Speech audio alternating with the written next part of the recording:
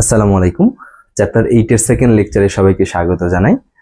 আজকে আমরা দেখব দর্পণ ও দর্পণের প্রকারভেদ। তো শুরুতে আমরা দেখব দর্পণ জিনিসটা আমাদের কি বোঝায়।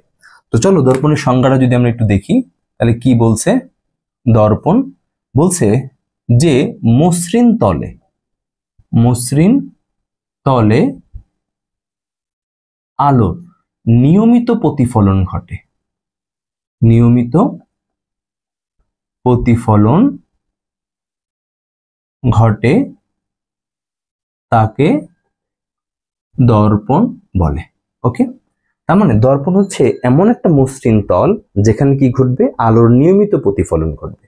আমরা আলোর প্রতিফলন পড়ছিলাম কয় রকমের? দুই রকমের। একটা ছিল কি নিয়মিত প্রতিফলন, একটা ছিল কি অনিয়মিত প্রতিফলন। তাহলে দর্পণ হচ্ছে এমন একটা মসৃণ তল যেখানে কি ঘটবে, আলোর নিয়মিত প্রতিফলন ঘটবে। এখন সাধারণত এই দর্পণগুলো আমরা তৈরি করি কিভাবে? এই দর্পণগুলো তৈরি করা হয় যে কাঁচ থাকে না, কাঁচ, ওই কাঁচের এক পাশে ধাতুর প্রলেপ লাগাই। আমরা বাসায় দেখবা যে আয়নাগুলো ব্যবহার করি, দেখবা ওই আয়নার এক পাশে প্রলেপ লাগানো আছে। এই প্রলেপগুলো কিসের হয়? ধাতুর প্রলেপ হয়। কথা বুঝতে পারছো? আর এই যে প্রলেপ লাগাই যেই প্রক্রিয়াতে, এই প্রক্রিয়াটাকে আমরা বলি হচ্ছে পাড়া লাগানো বা সিলভারিং। এই জিনিসটা খুব ভালো মতো মাথায় রাখবা, এটা কিন্তু খুবই গুরুত্বপূর্ণ একটা সংজ্ঞা। সেটা হচ্ছে কি সিলভারিং বা পাড়া লাগানো। এই সংজ্ঞাটা খুবই গুরুত্বপূর্ণ।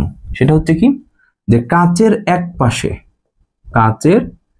এক পাশে ধাতুর প্রলেপ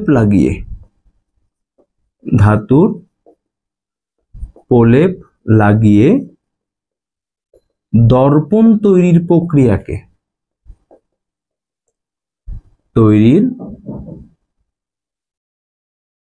প্রক্রিয়াকে সিলভারিং বা পাড়া লাগানো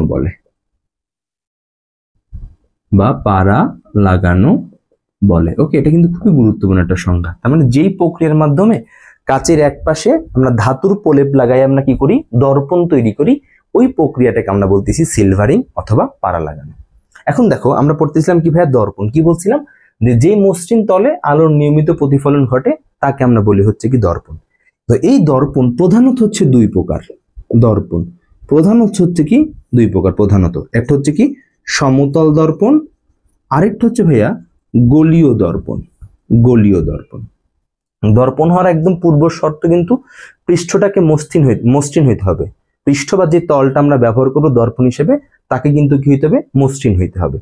এখন ওই তলটা দুই রকমের হইতে পারে, একটা হচ্ছে কি সমতল, আরেকটা হচ্ছে কি গোলীয়। তার মানে ওই তলটা যখন সমতল এবং মসৃণ হবে তাকে আমরা বলবো কি সমতল দর্পণ, আর ওই তলটা যখন কি হবে গোলীয় এবং কি হবে মসৃণ হবে তখন তাকে আমরা বলবো কি গোলীয় দর্পণ। এখন সমতল দর্পণ দেখতে কেমন? এই যেরকম একদম স্ট্রেট সোজা, কিন্তু এটার কি পাড়া লাগাইতে হবে এক পাশে, কারণ পাড়া না লাগালে সেটা কি হবে না, দর্পণ হবে না। তো আমরা এরকম এক পাশে কি করি, যে এরকম ভাবে এরকম পাড়া লাগাই দিই, বা এই যেরকম ভাবে আমরা কি করি সিলভারিং করি। তাহলে যেই পাশে সিলভারিং করা হয় তার অপর পাশটা কি হয়, প্রতিফলক পৃষ্ঠ হিসেবে কাজ করে। মানে আলোর প্রতিফলনটা অপর পাশে ঘটে, যেই পাশে আমরা পাড়া লাগাবো তার উল্টা পাশে। কথা বুঝতে পারছো? এবার গোলীয় দর্পণ কোনগুলা? ধরো আমার কাছে এরকম একটা গোলক আছে, ধরো এটা হচ্ছে একটা গোলক। এখন এই গোলক থেকে আমি এরকম একটা অংশ ধরো কেটে নিয়ে আসছি, যে এতটুকু অংশ আমি কেটে নিয়ে আসছি। তাহলে কেটে নিয়ে আসলে দেখতে কেমন হবে? এই যে এরকম হবে, তাই না? দেখো এই দুইটা পৃষ্ঠ পাচ্ছি আমরা, এই একটা পৃষ্ঠ, এই একটা পৃষ্ঠ, দুইটা পৃষ্ঠ পাচ্ছি না? তো এই যে যেটা হা করে আছে এই পৃষ্ঠটাকে আমরা বলি হচ্ছে অবতল পৃষ্ঠ। আর যেই পৃষ্ঠ এরকম উঁচু হয়ে আছে এই পৃষ্ঠটাকে আমরা বলি হচ্ছে উত্তল পৃষ্ঠ। তো এই যে গোলীয় দর্পণ, এই গোলীয় দর্পণটা দুই প্রকার। একটা হচ্ছে ভাইয়া উত্তল, আরেকটা হচ্ছে ভাইয়া অবতল। বুঝছো? গোলীয় দর্পণ কারা? যখন ওই তলটা মসৃণ এবং গোলীয় হবে। আমরা কি বলছি, আমাদের যে দর্পণ কি বলছে, যে মসৃণ তলে আলোর নিয়মিত প্রতিফলন ঘটে তাকে আমরা কি বলবো, দর্পণ বলবো। তো গোলীয় দর্পণ কারা? ওই যে তলটা আমরা ব্যবহার করতেছি ওই তলটা যদি মসৃণ এবং গোলীয় হয় তখন ওই দর্পণটাকে আমরা বলি হচ্ছে গোলীয় দর্পণ। এখন এই গোলীয় দর্পণ হচ্ছে দুই রকমের, একটা হচ্ছে উত্তল দর্পণ, একটা হচ্ছে কি ভাইয়া অবতল দর্পণ। উত্তল দর্পণ কারা? দেখো ওই গোলীয় দর্পণে দুইটা পৃষ্ঠ পাচ্ছি আমরা, একটা হচ্ছে উত্তল পৃষ্ঠ, একটা হচ্ছে কি অবতল পৃষ্ঠ। যখন আলোর প্রতিফলনটা উত্তল পৃষ্ঠে হবে তখন সেটা হবে উত্তল দর্পণ, আর যখন আলোর প্রতিফলনটা অবতল পৃষ্ঠে হবে তখন সেটা হবে অবতল দর্পণ। তাহলে খেয়াল করো, উত্তল পৃষ্ঠে যদি প্রতিফলন ঘটতে হয় তাহলে পাড়া লাগাইতে হবে কিসে? আমার অবতল পৃষ্ঠে। আর অবতল পৃষ্ঠে যদি প্রতিফলন ঘটতে হয় তাহলে পাড়া লাগাইতে হবে কোথায়? উত্তল পৃষ্ঠে। কথা বুঝতে পারছো? তাহলে এই যে উত্তল দর্পণ, এটা দেখতে কেমন? যে ধরো এই যে এটা হচ্ছে আমার গোলীয় দর্পণ। তাহলে উত্তল দর্পণ মানে প্রতিফলন ঘটবে উত্তল পৃষ্ঠে, তাহলে পাড়া লাগানো থাকবে কোথায়? অবতল পৃষ্ঠে। তাহলে এই যে অবতল পৃষ্ঠে পাড়া লাগানো, যেই দিকটা হা করে থাকে সেটা হচ্ছে কি আমাদের অবতল পৃষ্ঠ, আর যেটা উঁচু হয়ে থাকে সেটা হচ্ছে কি আমাদের উত্তল পৃষ্ঠ। তাহলে উত্তল দর্পণ, তাহলে উত্তল পৃষ্ঠে কি ঘটবে? আলোর প্রতিফলন ঘটবে। তাহলে অবতল পৃষ্ঠে কি থাকবে? পাড়া লাগানো থাকবে। অবশ্যই প্রতিফলনটা কেমন প্রতিফলন হবে? নিয়মিত প্রতিফলন। বুঝতে পারছি কথা? তাহলে এবার অবতল দর্পণ, তাহলে এই যে আমার দর্পণ গোলীয়, তাহলে অবতল, তার মানে এখন অবতল পৃষ্ঠে কি ঘটবে? আলোর নিয়মিত প্রতিফলন। তাহলে এই যে উত্তল পৃষ্ঠে কি লাগবে? পাড়া লাগানো থাকবে। এই যে, বুঝতে পারছো কথা? তাহলে নোট আকারে যে কথাটা মাথায় রাখতে পারো সেটা হচ্ছে কি, যে দর্পণ ওই পার্শ্ব পরিষ্কার। কথা বুঝতে পারছো? মানে ধরো অবতল দর্পণ, তার মানে অবতল পার্শ্ব থাকবে পরিষ্কার। যদি উত্তল দর্পণ হয় তাহলে কি হবে? উত্তল পার্শ্ব থাকবে পরিষ্কার। বুঝতে পারছি কথা? হ্যাঁ, তাহলে এই হচ্ছে আমাদের দর্পণের প্রকারভেদ। প্রধানত দুই প্রকার, একটা হচ্ছে কি সমতল, আর একটা হচ্ছে গোলীয়। সমতল কারা? যখন ওই তলটা মসৃণ এবং সমতল হবে তখন তাকে আমরা বলবো কি? সমতল দর্পণ। আর ওই তলটা যদি মসৃণ এবং গোলীয় হয় তাহলে তাকে আমরা বলবো কি? গোলীয় দর্পণ। উত্তল গোলীয় দর্পণের মধ্যে আবার দুইটা প্রকারভেদ, একটা হচ্ছে উত্তল, একটা হচ্ছে কি অবতল। উত্তল দর্পণ কারা? যখন গোলীয় দর্পণের উত্তল পৃষ্ঠে আলোর নিয়মিত প্রতিফলন ঘটবে তাকে আমরা বলবো উত্তল দর্পণ, আর যখন অবতল পৃষ্ঠে আলোর নিয়মিত প্রতিফলন ঘটবে তখন তাকে আমরা বলবো কি? অবতল দর্পণ। বুঝতে পারছি কথা? এখন এই গোলীয় দর্পণের কিছু পরিচিতি আছে, মানে গোলীয় দর্পণে কিছু বিষয় আছে যেগুলার আমাদের জানতে হবে। ওকে, গোলীয় দর্পণে কোন জিনিসটাকে কি বোঝায় এই জিনিসটুকু এখন আমরা দেখবো, অর্থাৎ গোলীয় দর্পণের পরিচিতি সম্পর্কে জানবে এখন, যে গোলীয় দর্পণের কোনটাকে কি বলে। ওকে, এগুলা না জানলে আমরা পরবর্তীতে মানে যে আমাদের চিত্র আঁকতে হবে দর্পণের চিত্রগুলো ভালো মতো বুঝতে পারবো না। তো চলো আমরা এখন কি গোলীয় দর্পণের পরিচিতি। তাহলে কি প্রথমে যে জিনিসটা আমাদের দেখতে হবে সেটা হচ্ছে ভাইয়া মেরু, এরপর হচ্ছে বক্রতার কেন্দ্র, এরপরে আমরা দেখব বক্রতার ব্যাসার্ধ,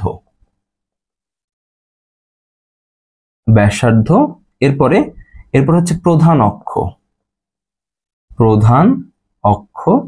এরপরে গৌণ অক্ষ, এরপরে 6 নম্বর হচ্ছে ভাইয়া প্রধান ফোকাস,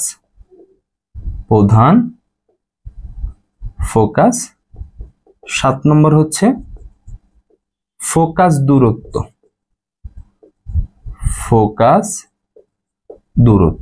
ওকে, এই 7টা জিনিস সম্পর্কে আমাদের আইডিয়া রাখতে হবে একটা গোলীয় দর্পণ। সেটা হচ্ছে কি? মেরু, বক্রতার কেন্দ্র, বক্রতার ব্যাসার্ধ, প্রধান অক্ষ, গৌণ অক্ষ, প্রধান ফোকাস, আর এটা হচ্ছে কি? ফোকাস দূরত্ব। ওকে, তো চলো আগে লিখো না, আমি সব গুছাই লিখে দিব, তোমরা আগে বুঝো কোন জিনিসটাকে কি বোঝায়। তো আমি প্রথমে অবতল দর্পণ দিয়ে ব্যাখ্যা করে বুঝাইতেছি সবগুলো, মানে অবতল দর্পণ দিয়ে। উত্তল দর্পণের ক্ষেত্রেও কি হবে? সেম হবে। আমি ব্যাখ্যাটা অবতল দর্পণ দিয়ে করতেছি। তো ধরো এইটা হচ্ছে আমাদের একটা অবতল দর্পণ। তাহলে অবতল দর্পণের ক্ষেত্রে কি হবে? উত্তল পৃষ্ঠে কি থাকবে? পাড়া লাগানো থাকবে। তাহলে এই যে এটা হচ্ছে আমাদের উত্তল পৃষ্ঠ, পাড়া লাগাই দিছি। তাহলে অবতল পৃষ্ঠ কি আছে আমাদের? পরিষ্কার। এই যে অবতল পৃষ্ঠ পরিষ্কার। তাহলে মেরু বলতেছে তোমার যে অবতল পৃষ্ঠটা আছে উত্তল দর্পণের ক্ষেত্রে কি হবে? উত্তল পৃষ্ঠ।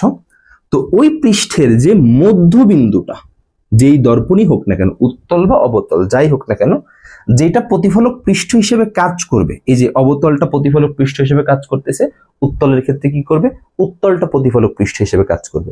তাহলে ওই যে প্রতিফলক পৃষ্ঠটা আমাদের থাকবে, ওই প্রতিফলক পৃষ্ঠের যে মিডল পয়েন্ট, একদম যে মধ্যবিন্দু, ওই মধ্যবিন্দুটাকে আমরা বলবো দর্পণের মেরু, যেটাকে আমরা কি করি? পি দ্বারা প্রকাশ করি। অর্থাৎ কোন গোলীয় দর্পণের যে প্রতিফলক পৃষ্ঠটা থাকবে, ওই পৃষ্ঠের যে একদম মধ্যবিন্দু, ওই মধ্যবিন্দুটাকে আমরা বলবো কি? দর্পণের মেরু। কথা বুঝতে পারছো? এখন আসো বক্রতার কেন্দ্র। দেখো তো এই গোলীয় দর্পণটা উত্তল অবতল এটা পরের হিসাব, আগে তো এটা গোলীয় দর্পণ, তাই না?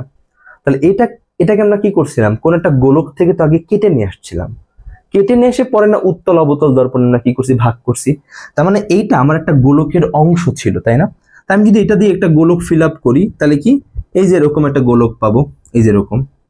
তার মানে আমার এই যে দর্পণটা, এই দর্পণটা এই গোলকের অংশ ছিল। তাহলে বলো এই গোলকের একটা কেন্দ্র ছিল না? অবশ্যই একটা কেন্দ্র ছিল।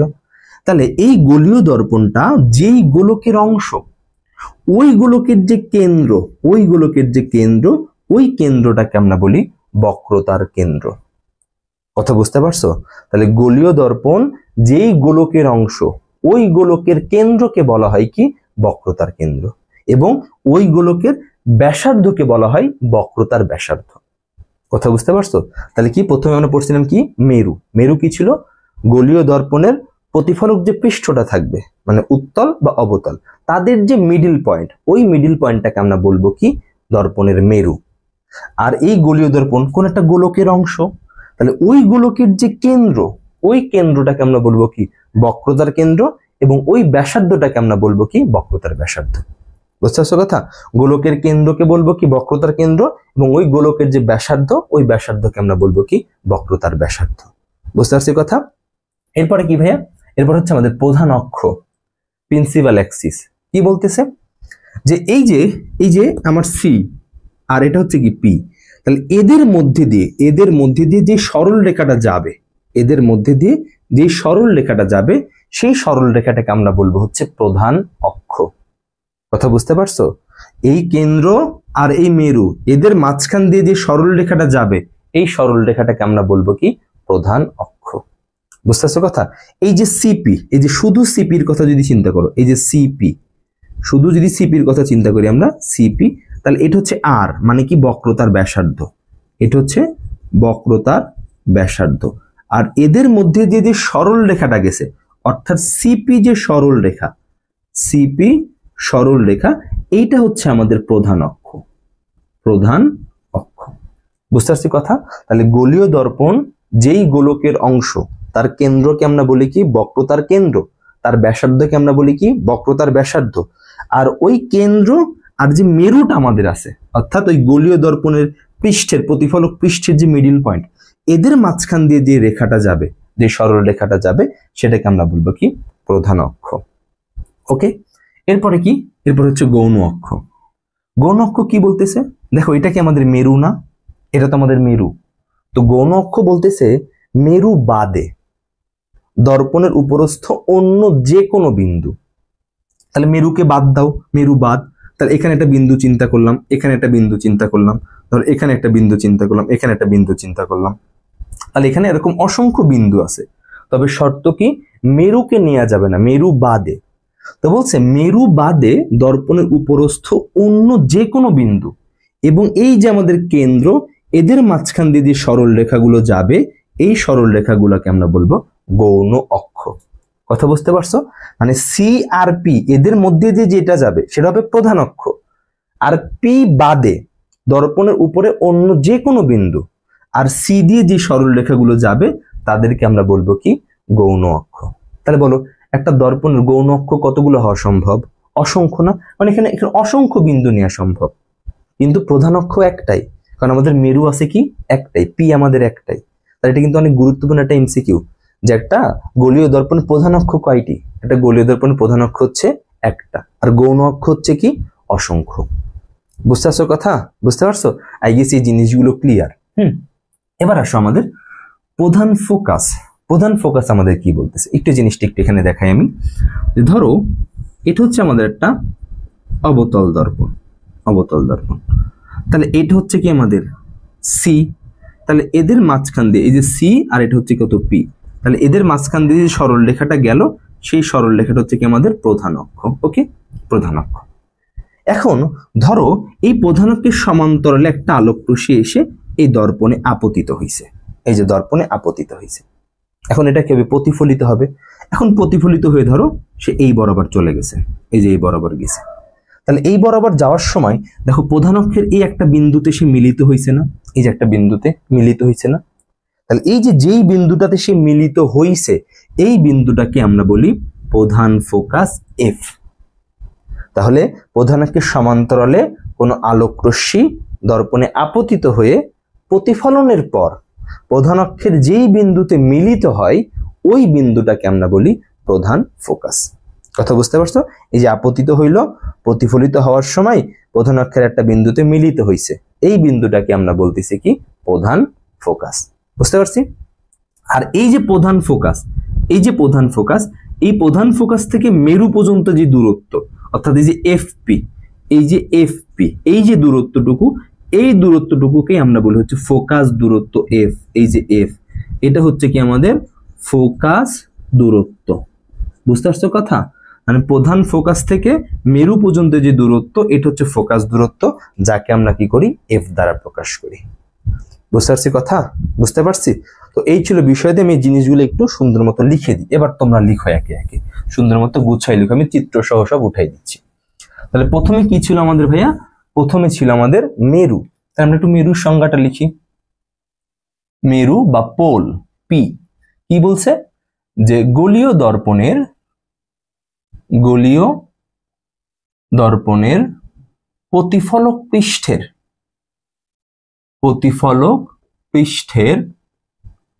পৃষ্ঠের মধ্যবিন্দুকে মেরু বলে। তাহলে আমরা যদি একটু চিত্র দিয়ে বুঝতে চাই, তাহলে এটা যদি একটা অবতল দর্পণ হয়, তাহলে এই যে অবতল দর্পণ, এর যে মিডিল পয়েন্ট, এই যে এটা হচ্ছে আমাদের পি বা হচ্ছে কি মেরু। এরপরে কি ছিল ভাইয়া? বক্রতার কেন্দ্র। তো কি বলতেছে? গোলীয় দর্পণ যে গোলকের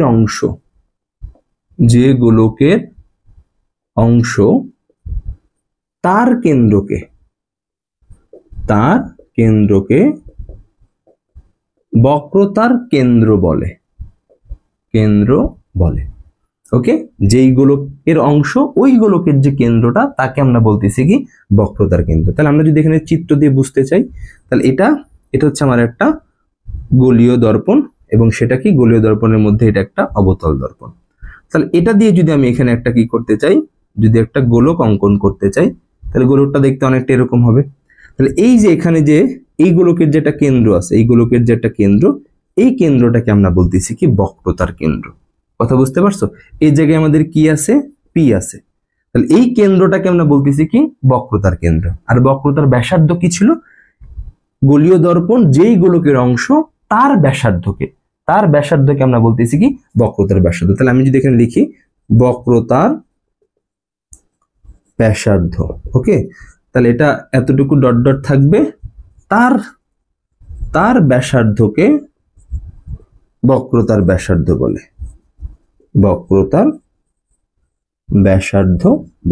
তার মানে ওই যে এই যে চিত্রটা, এই চিত্রের যে সিপি, এই যে সিপি যে অংশটুকু, এটাই হচ্ছে আমাদের বক্রতার ব্যাসার্ধ, যাকে আমরা কি করব আর দ্বারা প্রকাশ করব। তাহলে এই যে এটাই হচ্ছে আমাদের বক্রতার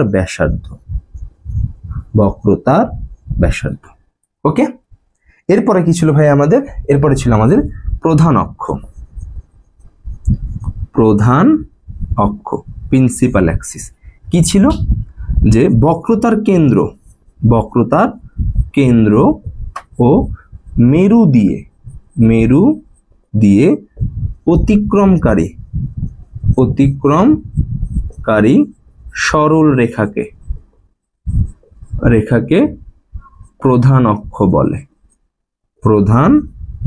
অক্ষ বলে। ওকে, তাহলে এই জিনিসটা যদি আমরা চিত্র দিয়ে বুঝতে চাই, তাহলে কি হবে? এটা ধরে একটা অবতল দর্পণ, এটা হচ্ছে আমাদের কেন্দ্র, তাহলে এই যে কেন্দ্র আর এটা হচ্ছে আমাদের পি, তাহলে এদের মাঝখান দিয়ে যে সরল রেখাটা গেছে, এটাই হচ্ছে কি আমাদের প্রধান অক্ষ। তাহলে সিপি সরল রেখা, এইটাই হচ্ছে কি আমাদের প্রধান অক্ষ।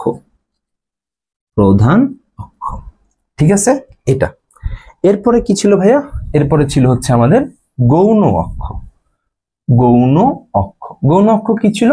বলছিল মেরু বাদে গৌণ অক্ষ। ওকে, সেকেন্ডারি অ্যাক্সিস। কি বলছে? মেরু বাদে দর্পণের উপরের যে কোনো বিন্দু এবং বক্রতার কেন্দ্র দিয়ে অতিক্রমকারী যে রেখাটা। তাহলে আমরা এটা লিখি একটু। তাহলে মেরু ব্যতীত দর্পণের উপরস্থ অন্য যে কোনো বিন্দু ও বক্রতার কেন্দ্র দিয়ে অতিক্রমকারী রেখাকে গৌণ অক্ষ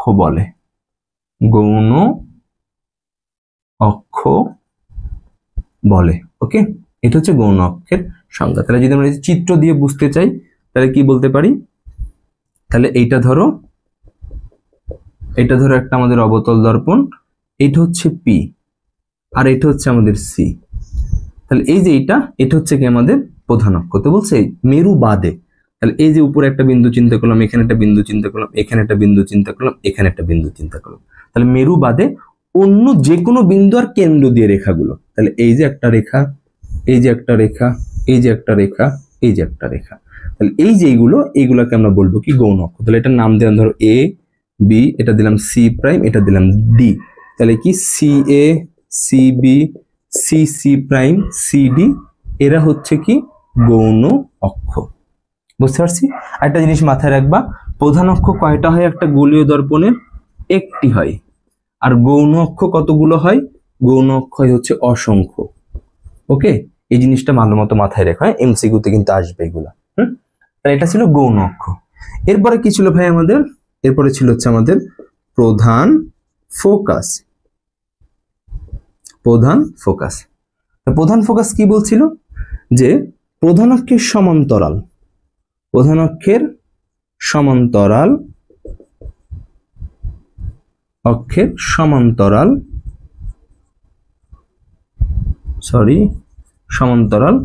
কোন রশ্মি দর্পণে আপতিত হয়ে প্রতিফলনের পর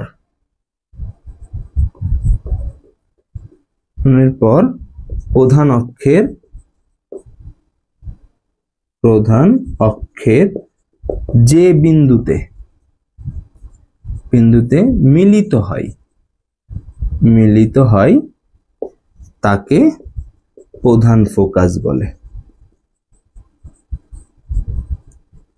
ওকে, এই জিনিসটা আমরা দেখছি। হ্যাঁ, তাহলে কি আমরা যদি একটা দর্পণ এখানে আঁকি, যে ধরো এটা হচ্ছে একটা অবতল দর্পণ, এটা হচ্ছে কি পি আর এইটা হচ্ছে কি আমাদের সি, তাহলে এই যে এইটা হচ্ছে কি আমাদের প্রধান অক্ষ।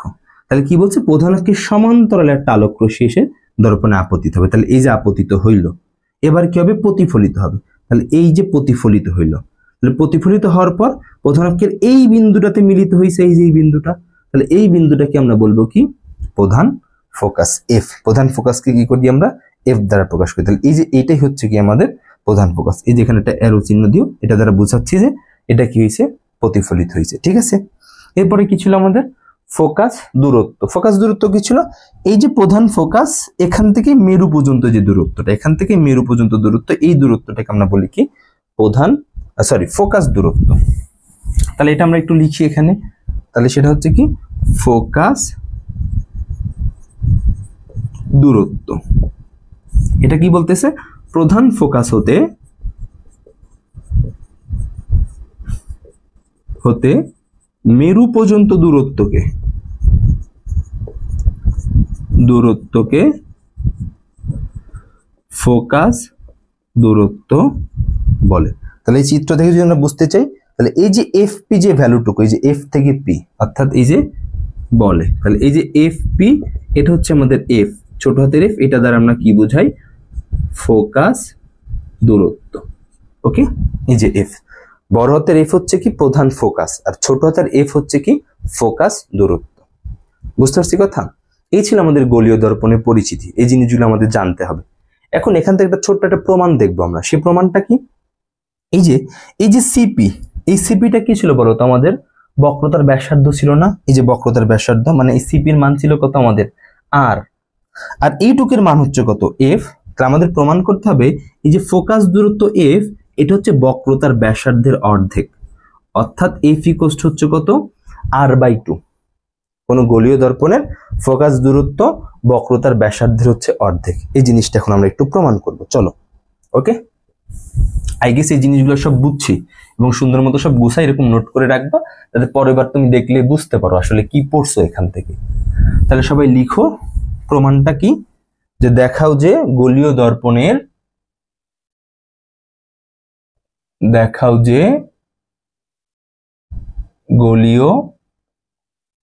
দর্পণের ফোকাস দূরত্ব বক্রতার ব্যাসার্ধের অর্ধেক। ওকে, এটা হচ্ছে আমাদের প্রমাণ করতে হবে। এখন সাইডে লিখি আমরা এফ ইকুয়ালস টু কি প্রমাণ করতে হবে r/2। ওকে, আমরা অবতল দর্পণ দিয়ে প্রমাণটা দেখব। হ্যাঁ, তাহলে অবতল দর্পণ দিয়ে বুঝতে একটু সুবিধা হয়, কারণ অবতল দর্পণের চিত্রগুলো সহজ হয় তো, এই জন্য। তো চলো আমরা প্রমাণটা করি। তাহলে প্রমাণ। ওকে, তো ধরো এটা হচ্ছে আমাদের একটা অবতল দর্পণ, তাহলে এই যে এটা হচ্ছে আমাদের প্রধান অক্ষ, তার মানে এটা আমাদের পি, এইটা হচ্ছে কি আমাদের সি। হ্যাঁ, এখন তাহলে এটা যদি আমাদের সি, এটা যদি পি হয়, তাহলে আমরা ধরো এই প্রধান অক্ষের খুবই কাছাকাছি একটা সরল রেখা, ধরো মানে সরল রেখা না তো, ধরো একটা আলোক রশ্মি এসে দর্পণে আপতিত হয়েছে, মানে প্রধান অক্ষের খুবই কাছাকাছি একটা আলোক রশ্মি দর্পণ প্রধান অক্ষের সমান্তরালে এসে কি হয়েছে, এখানে আপতিত হয়েছে। তাহলে ধরো এটা হচ্ছে এ, এটা হচ্ছে কত বি, এই বিন্দুটাকে বি ধরলাম আমরা। তাহলে এখন সে কি হবে, প্রতিফলিত হবে। তাহলে ধরো এই যে প্রতিফলিত হইলো, তাহলে এই যে প্রতিফলিত হয়ে এসে চলে গেল। তাহলে এই যে বিন্দুটা, এই বিন্দুটার নাম কি হবে এফ। আমরা জানি প্রধান অক্ষের সমান্তরালে এসে প্রতিফলিত হওয়ার পর প্রধান অক্ষের যে বিন্দুতে মিলিত হয় তাকে আমরা বলি হচ্ছে কি প্রধান ফোকাস, অর্থাৎ এফ। তাহলে এটা হচ্ছে কি আপতিত রশ্মি, এটা হচ্ছে কি আমাদের প্রতিফলিত রশ্মি। তার মানে দেখো প্রথম লেকচারে পড়ছিলাম যে যেই বিন্দুতে এসে কি হবে, আপতিত হবে, সেই বিন্দুটাকে আমরা বলবো কি আপতন বিন্দু। আর আপতন বিন্দুতে কি হয়, একটা লম্ব আঁকতে হয়, যে লম্বটাকে আমরা কি বলি অভিলম্ব।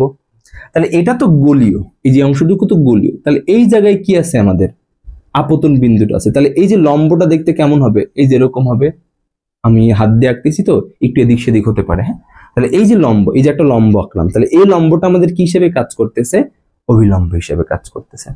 বুঝতে পারছি কথা?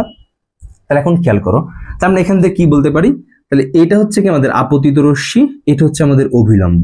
তাহলে এই যে কোণটা, এই কোণটা আমাদের কি আই, তাই না?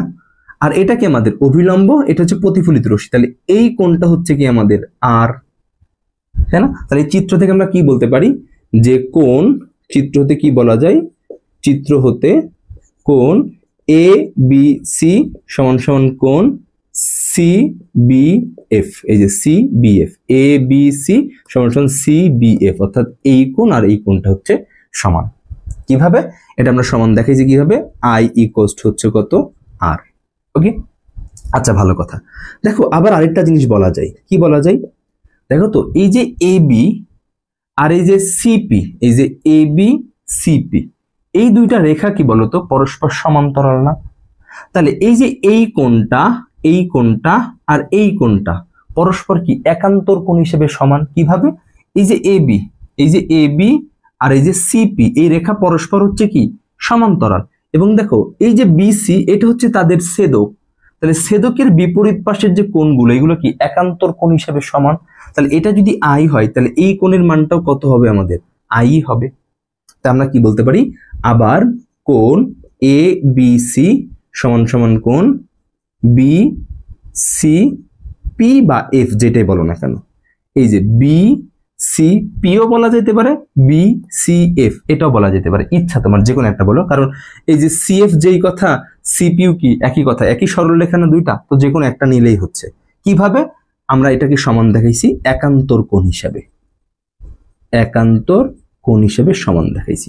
আচ্ছা বলো, তাহলে এখন দেখো তো, এটা হচ্ছে আই, তাহলে এটা হচ্ছে কি আমাদের আর, তাহলে এখানে কি বলতে পারি, তাহলে এই কোণটা আর এই কোণটা হচ্ছে কি সমান, তাহলে এখানে কি বলতে পারি, সুতরাং কোণ CBF এইটা সমান সমান হচ্ছে কত কোণ BCF, মানে এই যে এই কোণ আর এই কোণ এটা এখন কি হয়ে গেছে সমান হয়ে গেছে।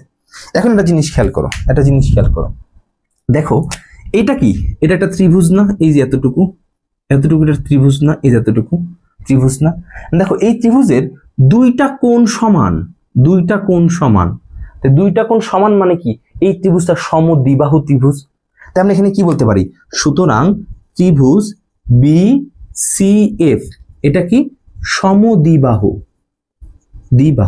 যেহেতু দুইটা কোণ সমান হয়েছে, যে এই কোণটা আর এই কোণটা সমান। এবং তুমি তোমার চোখের আন্দাজে বলো তো এখানে কোন দুইটা বাহু সমান হইতে পারে? এই যে অবশ্যই CF আর কত BF, এই দুইটা বাহু কি হবে সমান হবে। মানে এটা দেখো তো চোখের আন্দাজে বোঝা যায় এটা কত বড়। তাহলে যেহেতু সমদ্বিবাহু তার মানে অবশ্যই এই বাহুটা আর এই বাহুটাই কি হবে সমান হবে। তাহলে আমরা কি বলতে পারি, সুতরাং CF ইকুয়াল হচ্ছে কত BF। এই যে CF আর BF এই দুইটা বাহু হচ্ছে কি সমান। ঠিক আছে কথা। এবার দেখো আমি শুরুতে একটা কথা বলছিলাম, সেই কথাটা কি, যে প্রধান অক্ষের খুবই কাছাকাছি একটা রেখা AB, এটা আমরা ধরে নিয়েছিলাম প্রধান অক্ষের খুবই কাছাকাছি একটা রেখা। এখন একটা জিনিস চিন্তা করো, যে ধরো এটা হচ্ছে A বিন্দু, হ্যাঁ, আর এটা হচ্ছে B, এটা ধরো C, B এটা হচ্ছে C। এখন আমি যদি বলি যে এই B আর C খুবই কাছাকাছি দুইটা বিন্দু, তাহলে দেখো তো এখান থেকে যদি A থেকে B পর্যন্ত যাই আর B থেকে যদি C পর্যন্ত যাই, তাহলে যেহেতু বলছে এরা দুইজন খুবই কাছাকাছি দুইটা বিন্দু, তাই আমি বলতেই পারি AB সমান সমান AC। বলা যায় না, যেহেতু বলছি B আর C খুবই কাছাকাছি দুইটা বিন্দু, তাই আমি বলতেই পারি যে AB সমান সমান হচ্ছে AC। তাহলে আমি শুরুতেই যেহেতু বলছি যে এই রেখাটা এই রেখার খুবই কাছাকাছি, তার মানে এই B বিন্দু আর এই P বিন্দু দুইটা কাছাকাছি বিন্দু। তাহলে এই F থেকে P এর দূরত্ব আর F থেকে B এর দূরত্ব, এই দূরত্বটাও কি হবে সমান হবে, এই যে এটার মতো। যেহেতু এরা দুজন কাছাকাছি, তাহলে এই F থেকে P এর দূরত্ব আর এই F থেকে B এর দূরত্ব কি হবে সমান হবে। আমরা কি বলতে পারি, যে যেহেতু AB ও CP কাছাকাছি দুটি রেখা, তাই FP সমান সমান হচ্ছে কত FB বা BF, এই যে BF বা FB যেটাই বলো না কেন সমান। তাহলে এখন আবার একটা জিনিস খেয়াল করো, দেখবেন আমরা কি বলছিলাম, এই যে BF, এই BF-টা কার সমান, CF এর সমান। এখানে BF-টা আবার কার সমান হচ্ছে, FP এর সমান হচ্ছে। তাহলে দেখো তো এই BF এর পরিবর্তে চাইলে আমরা কি বসায় দিতে পারি, FP বসায় দিতে পারি। যেহেতু BF আর FP এর মান সমান, তাহলে আমরা কি বলতে পারি, সুতরাং CF ইকুয়াল হচ্ছে কত FP। এটা তো আমরা বলতেই পারি, যেহেতু এখানে BF এটা সমান কত CF আর এখানে BF এটা সমান কত FP। তাহলে এই BF এর পরিবর্তে আমরা কি বসায় দিলাম, এখানে FP বসায় দিলাম। তাহলে আমরা কি বলতে পারি, CF ইকুয়াল হচ্ছে কত FP। এখন আবার একটা জিনিস খেয়াল করো, এই পুরো চিত্রের দিকে তাকাও। আমরা এখানে কি বলতে পারি, আবার আমাদের যে CP, এই CP সমান কত CF প্লাস হচ্ছে কত FP। এই যে পুরা CP এটা সমান কত CF প্লাস হচ্ছে কত FP, এটা আমরা বলতে পারি। এখন দেখো CF, এই যে CF, এই যে পুরা CF, এই CF-টা কি আমাদের বক্রতার ব্যাসার্ধ না? বক্রতার ব্যাসার্ধ না, এই যে কেন্দ্র থেকে মেরু পর্যন্ত যে দূরত্ব, এই দূরত্বটাকে আমরা কি বলতাম, বক্রতার ব্যাসার্ধ। তাহলে এই CF এর পরিবর্তে আমরা কি বসাইতে পারি, R বসাইতে পারি। এখন দেখো এই যে CP এর পরিবর্তে আমরা কি বসাইতে পারি, এখানে R বসাইতে পারি। এই যে CP, এই CP-টা হচ্ছে কি আমাদের বক্রতার ব্যাসার্ধ না? তাহলে এই যে CP এর পরিবর্তে আমরা কি বসাইছি, R বসাইছি। এখন দেখো এই CF এটা সমান কত FP, তাহলে এই CF এর পরিবর্তে আমি কি বসাইতে পারি, FP বসাইতে পারি প্লাস হচ্ছে কত FP আগে থেকে। তাহলে এখানে কি R সমান কত 2FP। FP মানে কত, এই যে FP, F থেকে P পর্যন্ত দূরত্ব। তাহলে F থেকে P পর্যন্ত দূরত্বকে আমরা কি বলতাম, ফোকাস দূরত্ব। অর্থাৎ এটা ছিল কিন্তু আমাদের FP আমাদের কি F, তাহলে 2FP পরিবর্তে F, তাহলে F ইকুয়ালস টু কি বলতে পারি আমরা, R ডিভাইডেড বাই 2। এই যে প্রমাণিত। এবং একটা জিনিস মাথায় রাখবা, এটা কিন্তু পুরোপুরি 100% হয় না, মানে একদম 100% যে R ইকুয়ালস টু F/2 এরকম না। কেন? কারণ দেখো এখানে তো এই দুটো আসলেই বলছিলাম খুবই কাছাকাছি, বাট আসলে কি কাছাকাছি, দুটো একটু হলেও ডিফারেন্স আছে না? যেহেতু একটু হলে ডিফারেন্স আছে, এই জন্য এই মানটা একদম 100% অ্যাকুরেট না। বুঝতেছো কথা? কাছাকাছি, এই জন্য আমরা বলি যে আচ্ছা ঠিক আছে, এফ ইকুয়াল হচ্ছে কত, r/2। আমরা এটা ম্যাথমেটিক্যালি ব্যবহার করব। এই প্রমাণটা আসে না, বাট দেখাইলাম যদি কখনো চলে আসে যাতে অ্যান্সার করতে পারো। ঠিক আছে? তো আজকের লেকচারটা এই পর্যন্তই। সবাই এই জিনিসগুলো খুব ভালো মতো বাসায় প্র্যাকটিস করবা। ইনশাল্লাহ দেখা হবে নেক্সট ভিডিওতে।